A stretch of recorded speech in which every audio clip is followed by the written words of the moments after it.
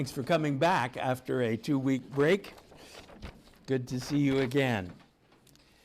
I'm sorry to keep beating this politics drum, but it's very significant to what the book is saying. We had something like 46 years of Jeroboam II. And during that time, Assyria had been rather quiescent. And so both Israel and Judah during that period of time, from roughly 790 until 752, they had both had a golden age, very much like the time of Solomon. It looked like everything was going wonderfully. Amos was preaching during this time, and people are saying, well, the day of the Lord is coming. And Amos says, you got that right. But it will not be the kind of day that you're expecting. It'll be a day of judgment. Now, you can understand that that message would have been exceedingly unpopular. And they tried to run him out, but he stuck around. Jeroboam died in 752, and his son succeeded him. He only lasted about 6 months before he was killed by an army officer, probably. He only lasted 6 months before another army officer killed him. And Menahem was not a nice man. On the way to Samaria to get rid of Shalom, he passed through the village of Tipsah, and they apparently tried to block him, and he killed the whole place, tearing up women with children. Nothing changes, does it? So Menahem then established himself almost certainly on the other side of the Jordan. This man Pekah established himself. And so you really had two kings for this period of time. Everything changed in 745. That's when Tiglath-Pileser III came to the throne of Assyria, and the period of Assyrian quietness was all over. This man was an aggressor in the top drawer. So almost immediately, you began to have problems. Menahem died, and his son Pekahiah, this is the only one in this whole period of time who succeeded his father. Pekahiah was put on the throne. Again, he lasted not more than 18 months because Pekah decided he was going to take the whole thing. During all this time, you've clearly got two parties. You've got the pro-Assyrian party. Look, we're just going to have to make peace with them. There's nothing else to be done. We can't fight them. They're going to soak us for huge, huge tributes, but what else are we going to do? On the other hand is the anti-Assyrian party. No, sir. We're not going to put up with them. We're going to fight them one way or another, and the Egyptians will help us. So it was not only anti-Assyrian, it was pro-Egyptian. Now again, the similarities to our own situation are pretty frightening. These two parties clearly hated each other and would do anything to stop the other from achieving its goals. Pekah was pro-Assyrian. He made a deal with Tiglath-Pileser, but even so, Tiglath-Pileser took most of northern Galilee. He was killed by Hosea, and Tiglath-Pileser says in one of his annals that he put Hosea on the throne. Whether that's true or not is not clear. But again, yeah, with a huge, huge tribute. 37 tons of silver, 1,000 talents, and 10 talents of gold. Tiglath-Pileser finally died in 727. And it's apparent that Hosea immediately rebelled, expecting help from the Egyptians. Didn't get any. So Shalmaneser came, and that's what's being talked about at the end of the chapter 10. This is the Sea of Galilee. Along the southwestern shore, the cliff is pretty much straight down. Now you do have the city of Tiberias here. And after the revolt in 135 BC, when Bar Kokhba, the son of the star, claimed himself to be the Messiah and was summarily disposed of by the Romans, and the Judeans were driven out of Judah. It was a capital offense for a Jew to live in Judah after that. Tiberias became the center of Jewish thought, and a lot of the biblical work was done there. But it's a pretty steep cliff. It then veers off to the west and then swings around. This is the plain of Galilee.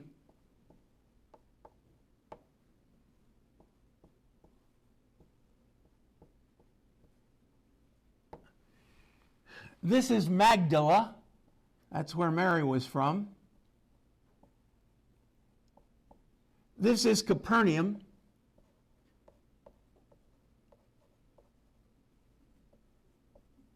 And this is Bethsaida.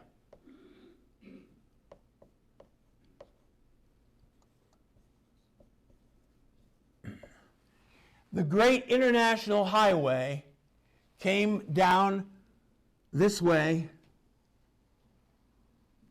and up through this pass. This area is called Beth Arbel. This is the Arbel Cliff here. To stand there is a mind-blowing experience because you can see all of this plain, Magdala, Capernaum, Bethsaida, the whole thing. And to think that was Jesus' home territory. What the text says, if you look there in the 10th chapter, verse 14, the roar of battle will rise against your people, so that all your fortresses will be devastated, as Shalman, that's Shalmaneser, devastated Beth Arbel on the day of battle, when mothers were dashed to the ground with their children. This should be a very defensible place. It's a pretty narrow pass coming up through there. The cliffs are high. It would seem that you could stop anyone who's coming through there, but they were unable to stop Shalmaneser. As I commented in the background, it's interesting that this is the same place where Saladin defeated the Crusader army in the last great defeat. A very smart man. The Crusaders were all up here with their war horses and their armor. The Arabs, of course, had no armor whatsoever. So Saladin waited down here all day, hot sunny day, while the knights cooked in their armor. Late in the afternoon, the Arabs came roaring up through the pass, and the knights could not stop them. And that was the end of the Crusades. So that pass has been significant a couple of times in history, and more than that, I'm sure. But that's what's being talked about there. We're talking about then sometime in the last 5 years of Israel's existence. 722 is when Shalmaneser finally captured Samaria.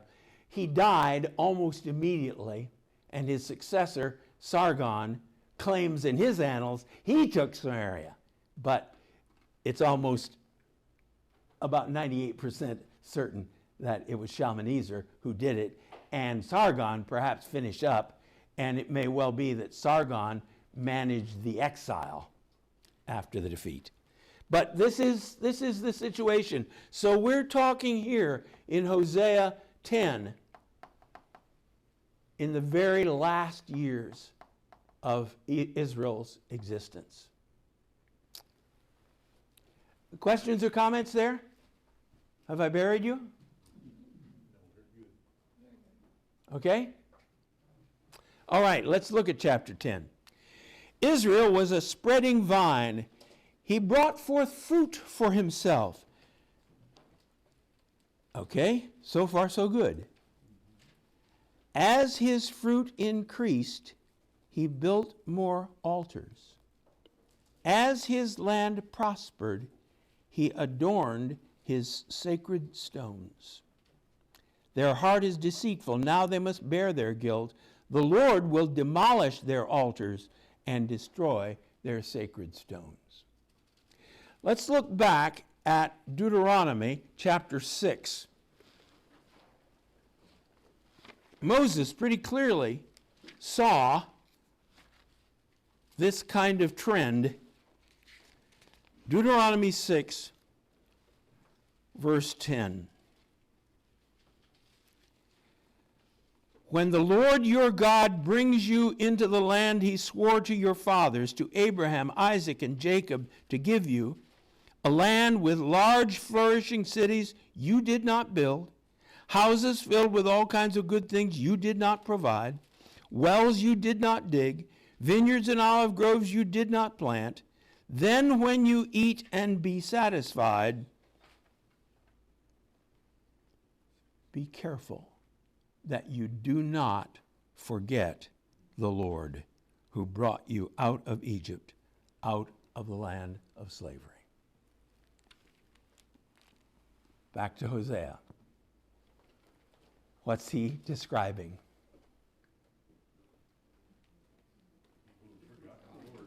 The people have forgotten.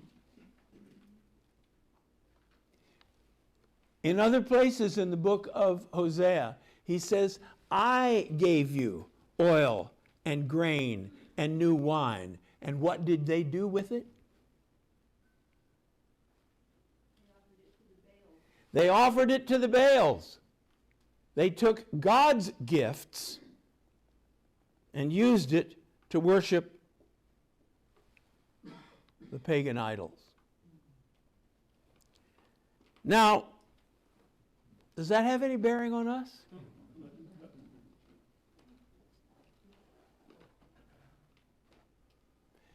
I think again and again of, I don't know what the figures are now, but 15 years ago, a survey that was done said 8% of Americans tithe. 54% of us go to church. 8% of us tithe.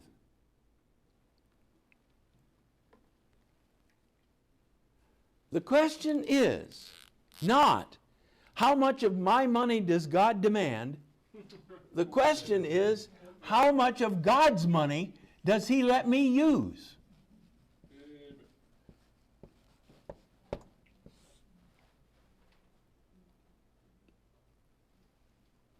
A fundamental change has to occur in our understanding. Why are we saying this is my money?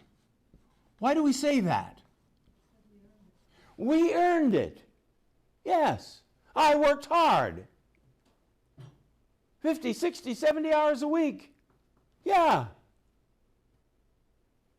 How dare God say that's his money?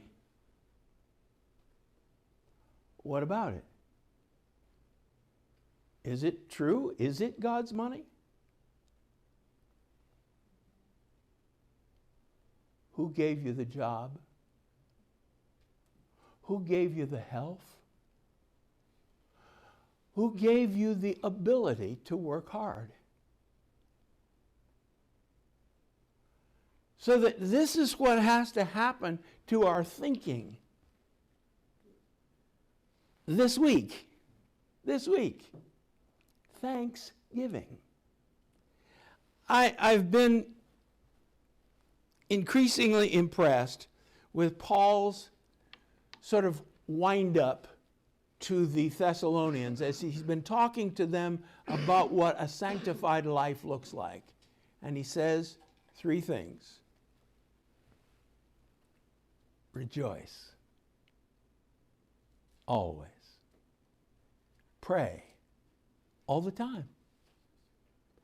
And in everything, give thanks. What he's talking about is a life that is focused upon the reality of God. I've done it with you here before, I know, but I love that old chorus. Old, in the 70s.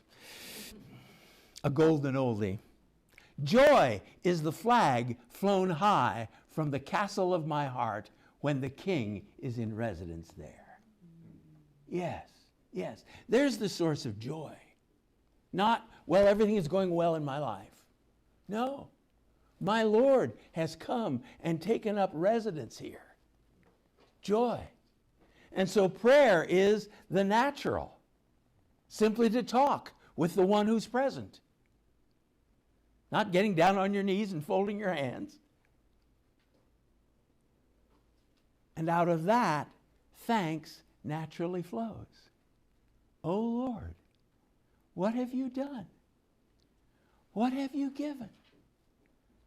How can it be that I should have been born in this blessed country? How can it be that I had Christian parents?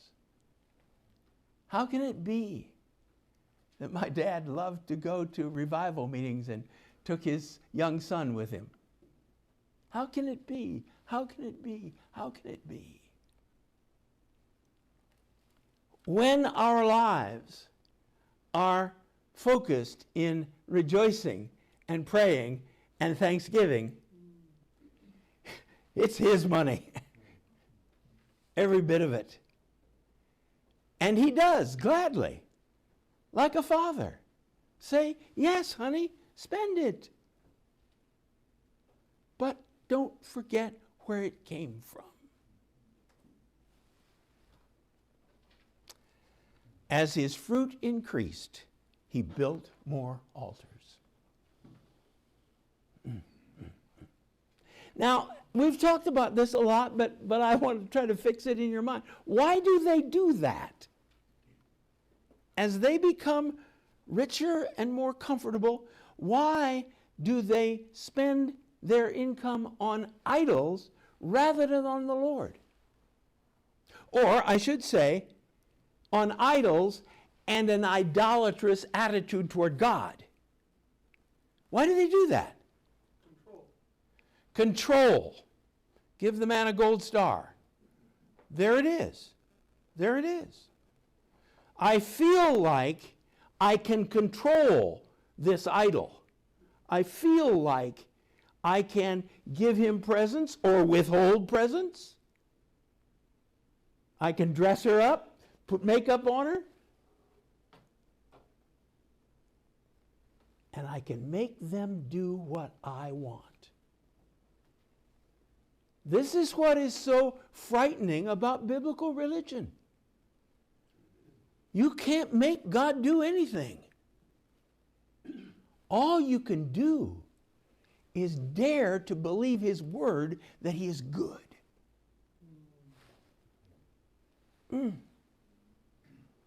But look at this counter evidence. And look at that counter evidence. Is he really good?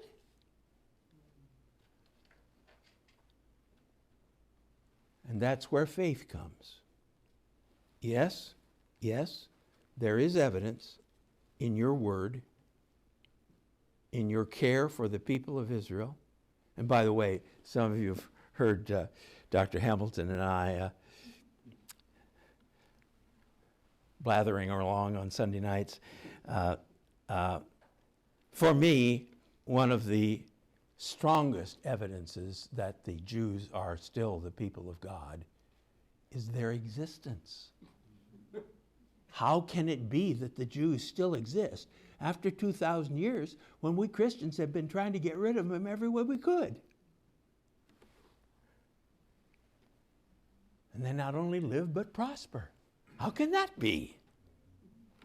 Well, that's free.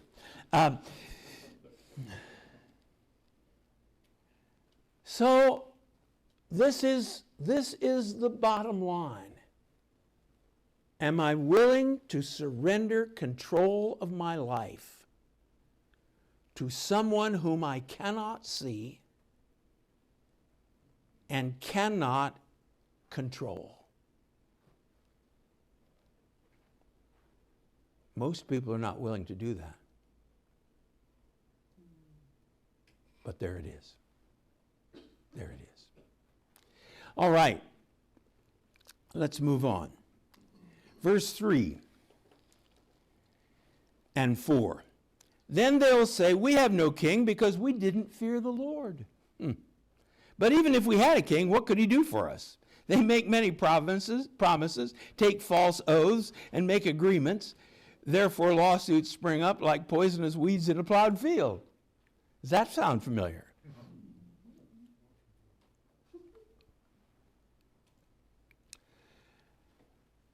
So, what attitude are they taking toward their political leaders?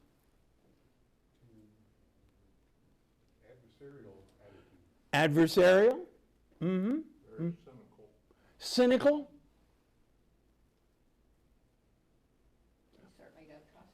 They don't trust them.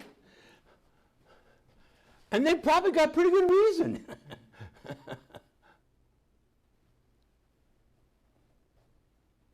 What's the danger in that?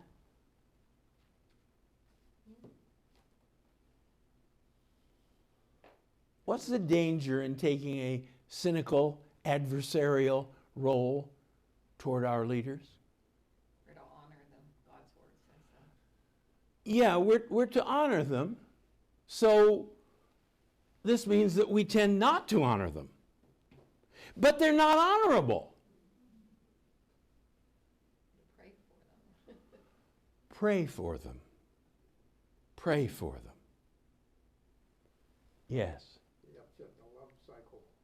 Upset the love cycle. Yes, yes, yes. Not to stand back and say, well, they do this, and yeah, what can you expect? No. To pray for them. That's hard. You've heard it said, many have said it recently, a people gets the government they deserve. Oh, Lord. Do we deserve this? Yes, we deserve worse. Yes. But remember Paul. Authority has been put in place by God. Authority structure, I think, is really what he's saying. And what happens to me when I begin in my heart to undercut that authority structure?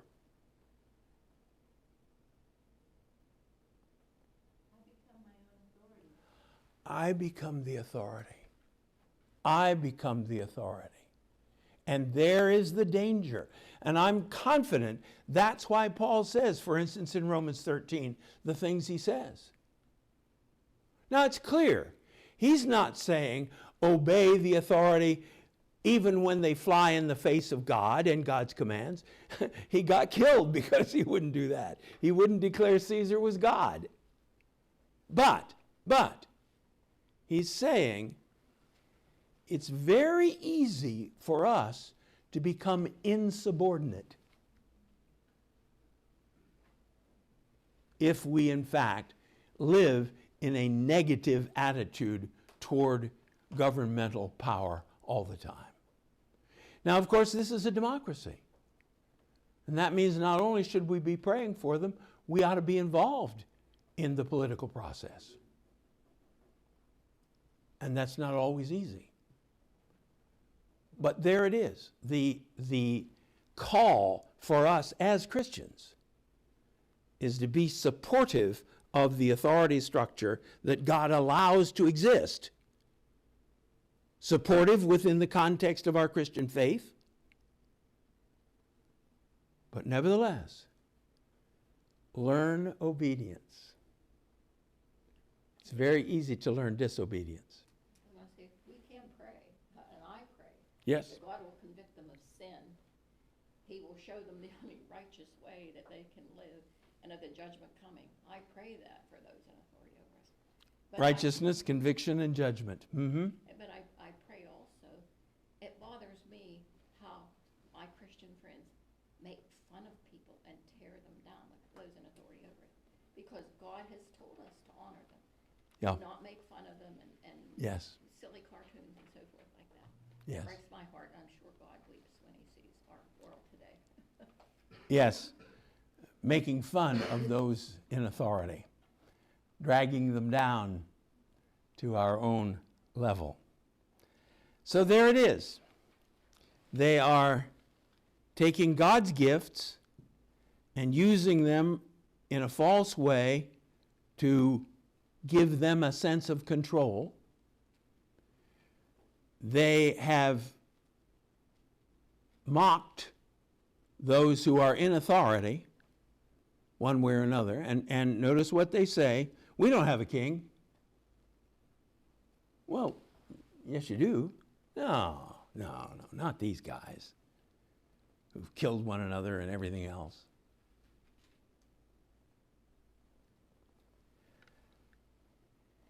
So, verses 5 and 6, or really 5 through 8. The people who live in Samaria fear for the calf idol of Beth-aven. Remember, that's a mocking way of talking about Bethel, where the southern of the golden calves is located. Dan has already been lost, probably 20 years earlier than this, and that calf idol has been carried away. But there's one left. They fear for the calf idol of Beth-aven. Its people will mourn over it, and so will its idolatrous priests, those who had rejoiced over its splendor, because it is taken from them into exile. It will be carried to Assyria as tribute for the great king. Ephraim will be disgraced. Israel will be ashamed of its foreign alliances. Now again, we've talked about this a lot, but you've forgotten. Not all of you. When we talk about being ashamed, what's the sense there?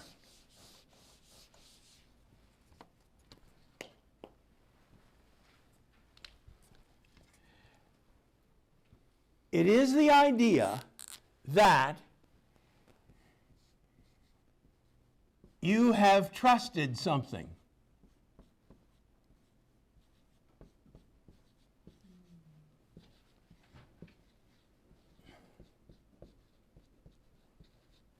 It has failed.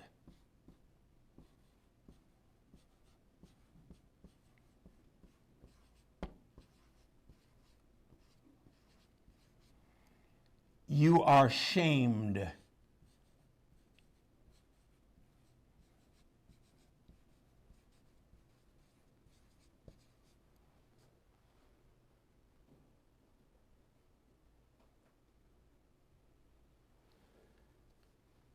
Over and over in the Bible, that's the sense of it. It's not embarrassed by, oh, I'm just ashamed of you. That's not it. It is, I am disgraced because I mouthed off about something really being trustworthy, and it has failed me. So what has failed these people?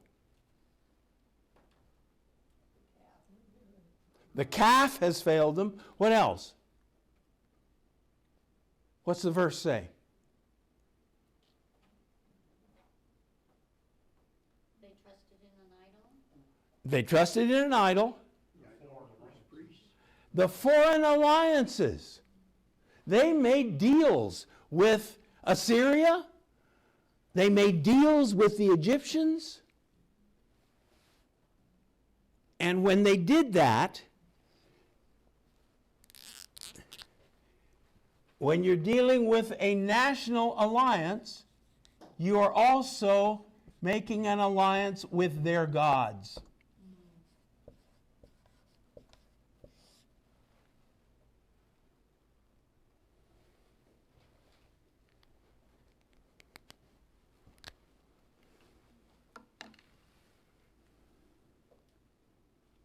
God will never put you to shame. That's the insistence of the Bible. Now, there may well be times when we say we're trusting God and we really aren't. And God can't help us. But that's not God's failure. That's our failure. So, this is the great thing about not having an idol. Your enemies can't carry it off. I can imagine when the Babylonians broke into the temple in Jerusalem and they said, "There's nothing in there but a box. Who wants a box?"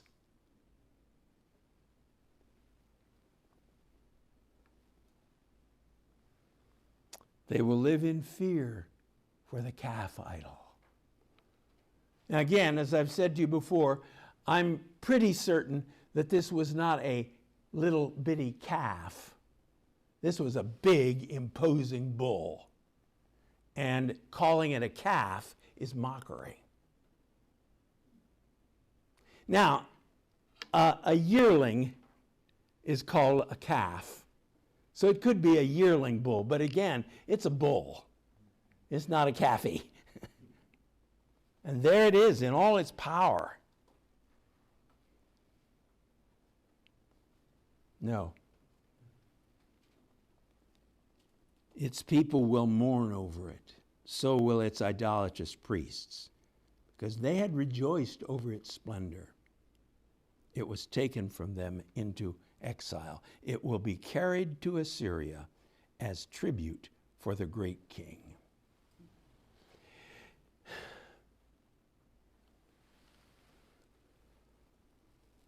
What is the danger in religious symbolism?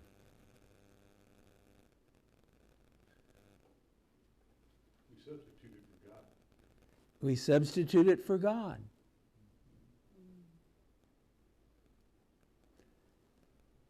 The great empty cathedrals of Europe.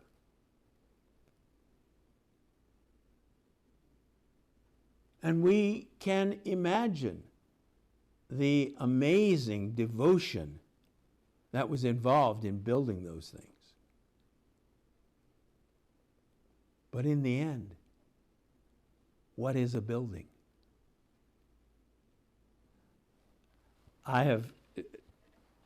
It's pretty easy for me to say because of my particular position, but I've said to a lot of my friends in the United Methodist Church who have anguished over, well, we're going to have to give up our building. And my response is, good. The church is not the building. Now, it's easy for me to say, I'm not a pastor, I don't have a congregation who has put a lot of money into a building, but I still say it. I think I've told this story here. I love it. A lot of churches in the first half of the 20th century were built on the Akron plan. Have I told it? In this Bible study. All right. Well, I'll tell it again then. It is a good story. The Akron plan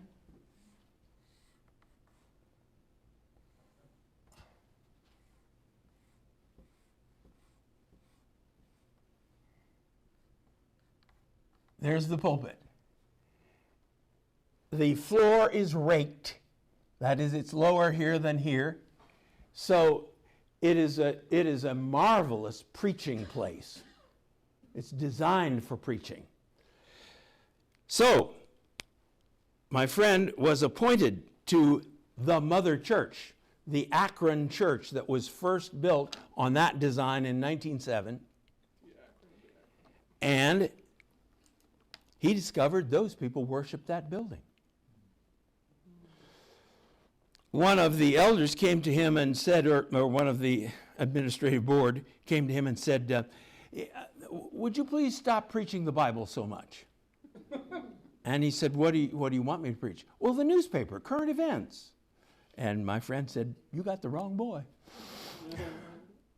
Well, he was eventually moved. And one Saturday night, that building burned to the ground. I called him up on Monday and asked where he was on Saturday night.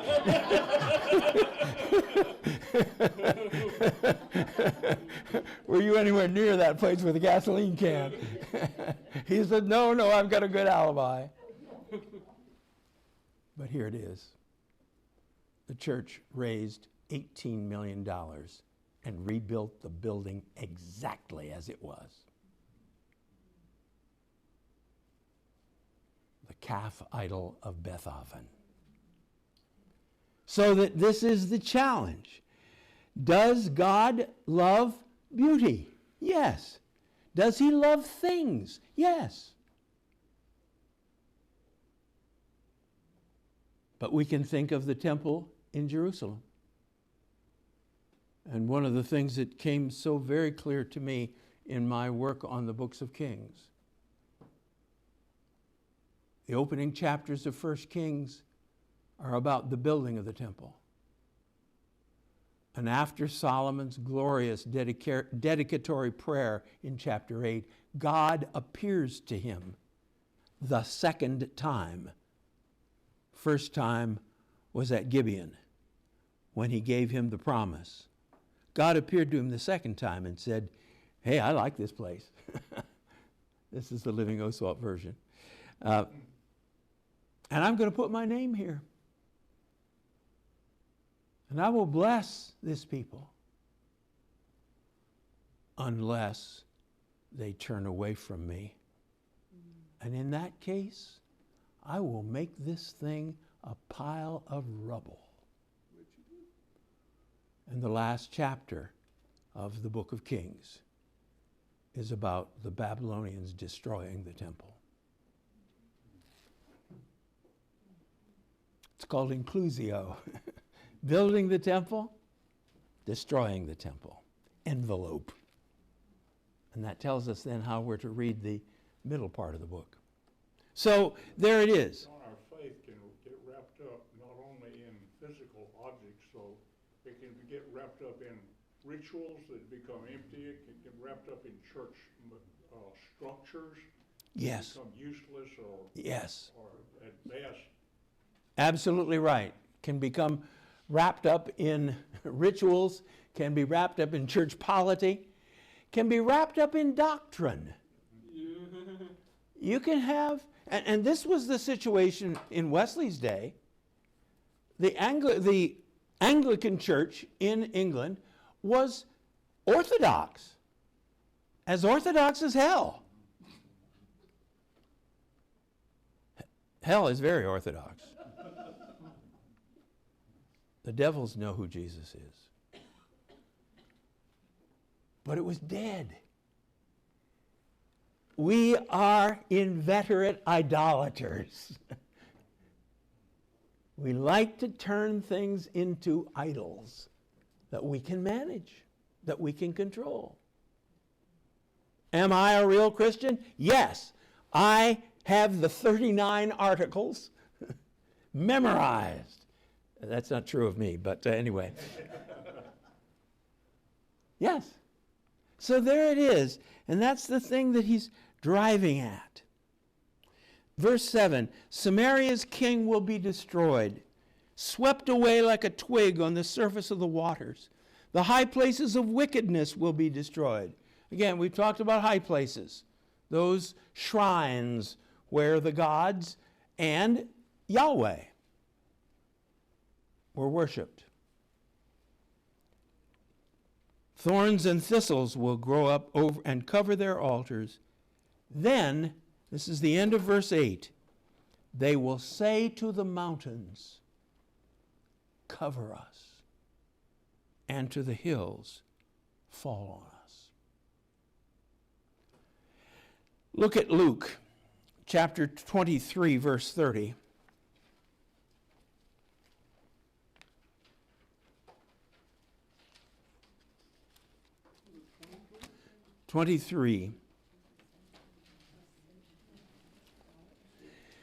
Jesus is on his way to the cross.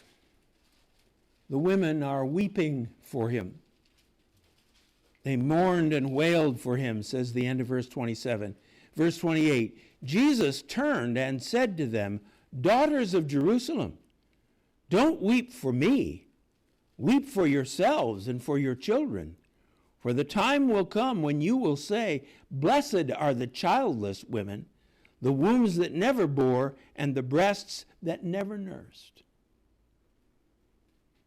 They did not have children to be killed. Then, now look here, this is a direct quote of Hosea. They will say to the mountains, fall on us, and to the hills, cover us. What's he talking about? He's talking about 70 AD, 40 years later, when Jerusalem is going to be taken apart, stone by stone. Now, turn to the book of Revelation. Revelation chapter 6, verse 16. So in 722, people are going to be saying, let the mountains fall on us. In 70 AD, people are going to be saying, let the mountains fall on us. And in Revelation chapter 6, verse 16, it's not a direct quotation, but it's a clear allusion.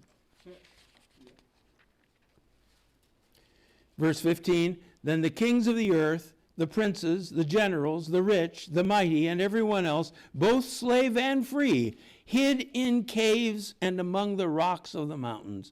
They called on the mountains and the rocks, fall on us, and hide us from the face of him who sits on the throne and from the wrath of the Lamb. Now again, I like to use verses like this when people talk to me about, I don't like the Old Testament. It's got all that wrath in it. I love the New Testament. It is just about love. Hide us from the wrath of the Lamb. So in a real way, you've got these three eras. The destruction of Israel, the destruction of Jerusalem, and the end of the world. And in every one, there will be people saying, not repenting, but just hide me. Let me escape from what is coming. What that means to me is, am I in the habit of repenting? When the Lord corrects me? When the Lord points out attempts to control him? Attempts to use him? Attempts to make him in my image? Am I in the habit of repenting and saying, God, forgive me? If so, then in the end, I won't be hiding in the rocks. I'll be receiving his grace and forgiveness. But hardening of heart is a very easy disease.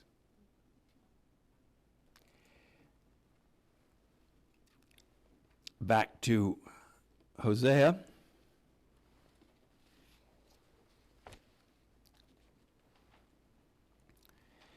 Since the days of Gibeah, you have sinned. Now, what he's talking about here is that awful situation at the end of the book of Judges. We don't know for certain that those last chapters, 17 to 21, are chronologically later than chapters 1 to 16. They may have occurred during that earlier time. But as far as the book is concerned, it's saying, here's where this whole thing led. And the story of Gibeah is exactly like the story of Sodom and Gomorrah. And then the rest of the tribes got all self-righteous, and they went in and killed all the Benjamites. And then they thought, oh, wait a minute, we're supposed to have 12 tribes, aren't we? What are we going to do? Well, there's 600 Benjamites left. There's a festival over here in the spring when all the virgins come out to dance around the maypole. That thing goes back a long ways. So, we'll tell the Benjamites to go over there and grab some of those virgins, and we'll keep the tribe alive. To which we say, dear God. So he says, since the days of Gibeah. That's 600 years earlier. You've sinned, Israel, and there you have remained. Will not war again overtake the evildoers in Gibeah? And I think it's clear here, he's not merely talking about Gibeah. You people are Gibeah. Expect that the same thing that happened to Gibeah is going to happen to you. When I please, I'll punish them. Nations will be gathered against them. And I raise the question, here's the lordship of history. Who is bringing Assyria? Oh, Assyria thinks they are. And again, I think of the amazing faith of these people. Here's this little country, as I've said to you many times, about the size of Jessamine County. That's Judah. Let's put together Jessamine County and Madison County for Israel. Our God is the one in charge of Assyria. Wow. I think that's going to become more necessary for us unless the Lord gives us a great worldwide revival. As the church contracts, it's going to be easier and easier for us to say, well, I guess our God isn't God of the whole world. That wasn't a problem for these people. These Hoseas, these Amoses.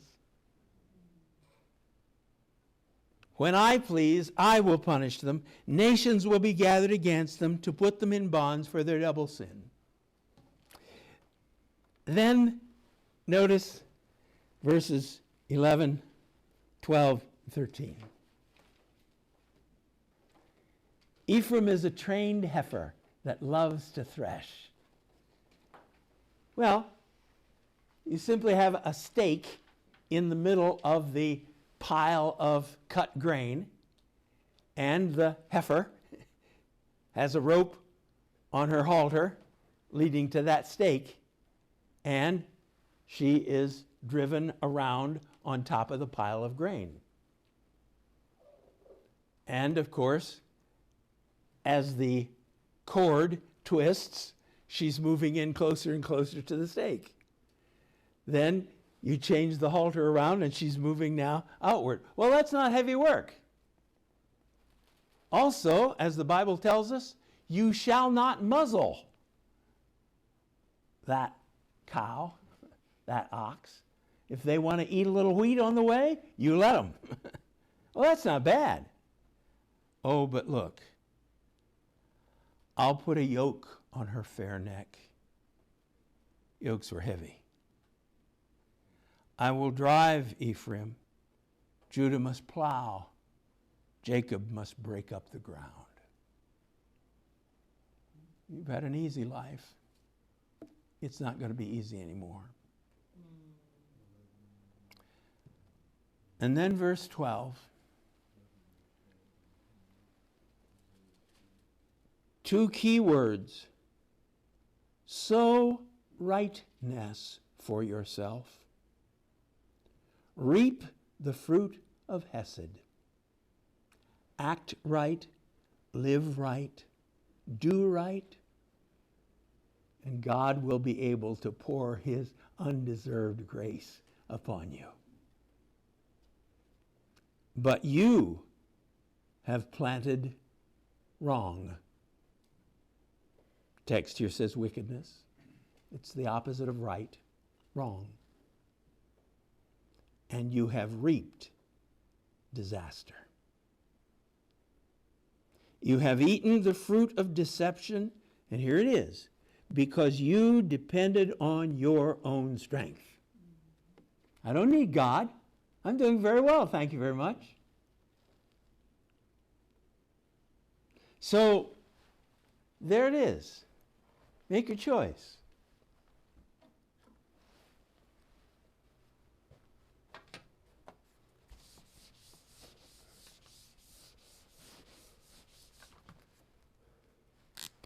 So, right, as I say, right behavior, right attitudes, right practices. And how do you know what those are? Well, they are God's. And what's the result? You will reap Hesed.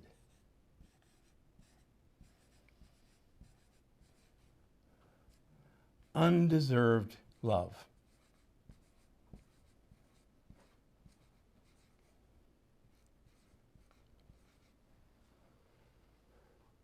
It's not that you earn that undeserved love as a result of this, but this establishes the conditions in which God can give it. Gary? You just answered my question. Okay. Good. On the other hand, you sow wrong.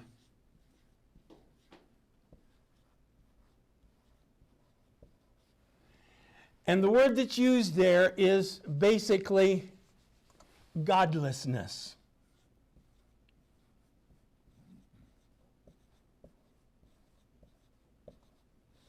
I don't need God. I'm doing very well. That's the wrong way to live. It's the wrong way to think. It's the wrong way to act. And you will reap many translations will say you will reap evil. But the word means, well, it means evil, among other things. I think the best English equivalent is bad. And that ranges all the way from misfortune, disaster, to moral evil. Mm-hmm. So one reaps life and the other one death. One reaps life and the other reaps death. Yes, yes. There are consequences. Consequences.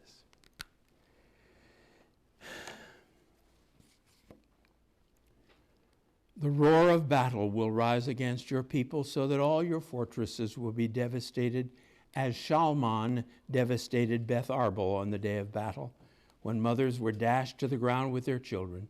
So it will happen to you, Bethel, because your godlessness. What? Hosea, what's the matter with you? Bethel is the most godly place in the country. No, it's godless. Because your godlessness is great. When that day dawns, the king of Israel will be completely destroyed. 722. All over. Okay. Questions, comments, observations?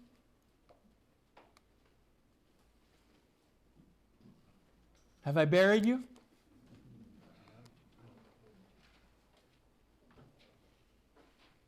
All hearts clear? There's an instruction in verse 12 where he says, break up the fallow ground. Yes. I remember Steve Elliott preaching a masterful sermon several years ago.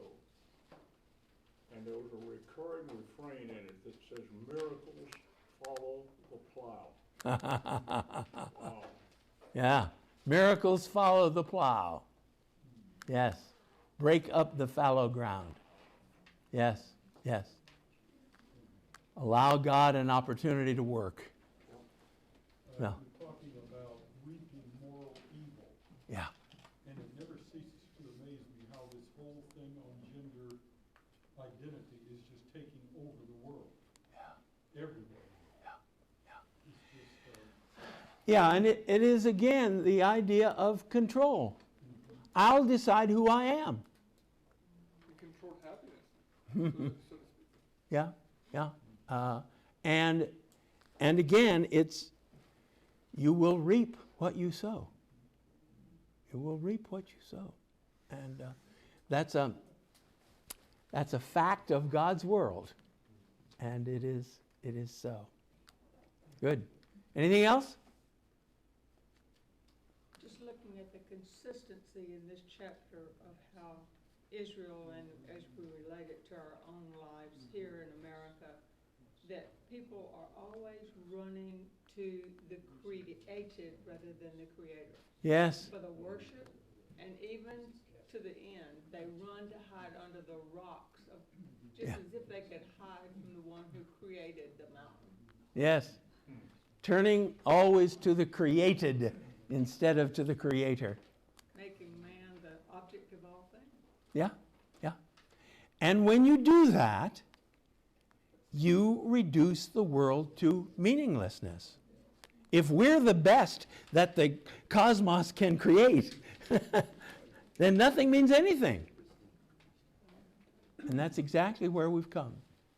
Yes. I've been thinking about his anger and the consequences. It seems like sometimes he intervenes, like he said, I'll choose when I'll punish you. But it seems like a lot of what's going on is just the built-in consequences of his behavior.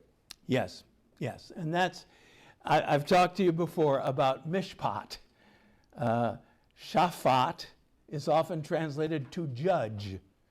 And then mishpat is a noun from that, often translated judgment.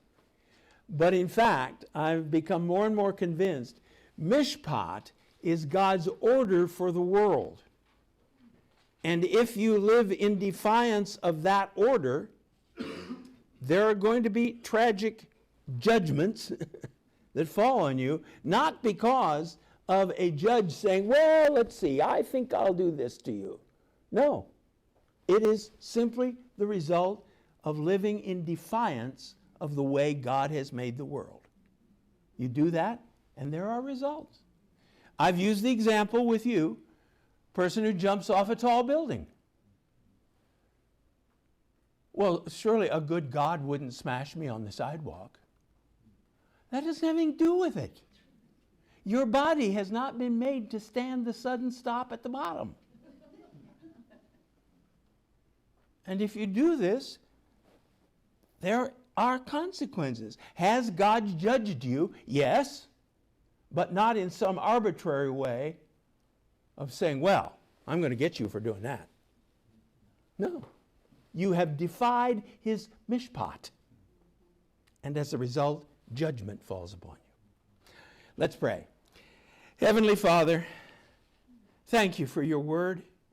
Thank you for its warnings that the psalmist says are so precious. We read these dark words and we say, oh, can't we get away from that? But thank you for your precious warnings. Help us to be able to take them to heart. Deliver us from a need to control our world.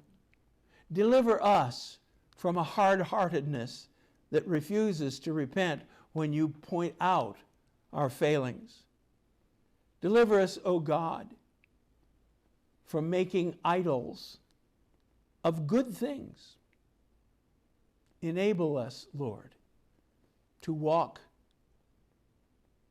in love for all men and women. Enable us to worship you in everything we do and say. In your name, amen.